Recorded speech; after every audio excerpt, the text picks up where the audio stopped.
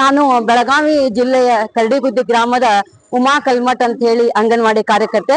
ಅಂಗನವಾಡಿ ನಡೆಸ್ತಾ ಇದ್ದುದು 29 ವರ್ಷಗಳ ಮುಗಿದು ಈಗಾಗಲೇ ನಾನು ಎಲ್ಲರ ರೀತಿಯಿಂದ ಮಹಿಳೆಯರಿಗಾಯ್ತು ಮತ್ತು ಮಕ್ಕಳಿಗಾಯ್ತು ಎಲ್ಲ ರೀತಿಯಿಂದ ನಾನು ಚೆನ್ನಾಗಿ ನಡೆಸ್ಕೊಂಡು ಮಹಿಳೆಯರಿಗೂ ಕೂಡ ಒಂದು ಸಲಹೆಯನ್ನ ಕೊಟ್ಟು ಈ ರೀತಿ ಮಾಡ್ಬೇಕು, ಈ ರೀತಿ ನಡ್ಕೋಬೇಕು ಅಂತ ಹೇಳಿ ಅವ್ರಿಗೆ ಹಣ ಉಳಿಸೋದ್ರ ಬಗ್ಗೆನೂ ಕೂಡ ಯಾವ ರೀತಿ ಏನ್ ಮಾಡಿದ್ರೆ ಏನಾಗುತ್ತೆ ಅಂತ ಹೇಳಿ ಅವ್ರಿಗೆ ಸಲಹೆಗಳನ್ನು ಕೊಟ್ಟು ಸಂಘದ ವತಿಯಿಂದನೂ ಕೂಡ ಕುರಿ, ಆಡು ಮತ್ತು ಕೋಳಿಗಳನ್ನ ಕೊಟ್ಟು ಕಾಯಿಪಲ್ಯಗಳ ಮಾರೋರಿಗೆ ಒಂದು ಸಹಾಯನ ಮಾಡಿಕೊಟ್ಟು 4 ಜನರಲ್ಲಿ ನಾನು ಒಳ್ಳೆಯ ನೆನೆಸ್ಕೊಂಡು ಅಂಗನವಾಡಿ ಕಾರ್ಯಕರ್ತೆಯಾಗಿ ದಿನಗಳನ್ನ ಕಳೀತಾ ಇದ್ದೇನೆ.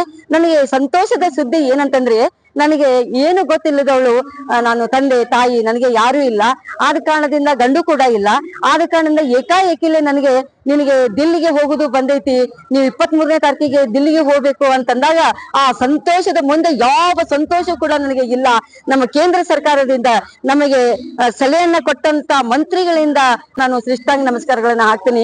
ಯಾವ್ದು ಏನು ಕಾಣ್ಲಾರ್ದು, ಯಾವ್ದು ಗೊತ್ತಿಲ್ಲದು ನಾ ಇವತ್ತಿಗೆ ದಿಲ್ಲಿ ನೋಡ್ತಾ ಇದ್ದೇನೆ, ದಿಲ್ಲಿಯಲ್ಲಿ ನಡೀತಿರ್ತಕ್ಕಂಥ ಕಾರ್ಯಕ್ರಮಗಳನ್ನ ನೋಡ್ತಾ ಇದ್ದೇನೆ, ದಿಲ್ಲಿಯಲ್ಲಿ ಏನೇನ್ ಇದೆ ಅನ್ನೋದು ಕೂಡ ನಾನು ನೋಡ್ತಾ ಇದ್ದೇನೆ. ಈ ಅವಕಾಶ ಮಾಡಿಕೊಟ್ಟವ್ರಿಗೆ ನನ್ನ ಶ್ರೇಷ್ಠಾಂಗ ನಮಸ್ಕಾರಗಳನ್ನ ಹೇಳ್ತೇನೆ.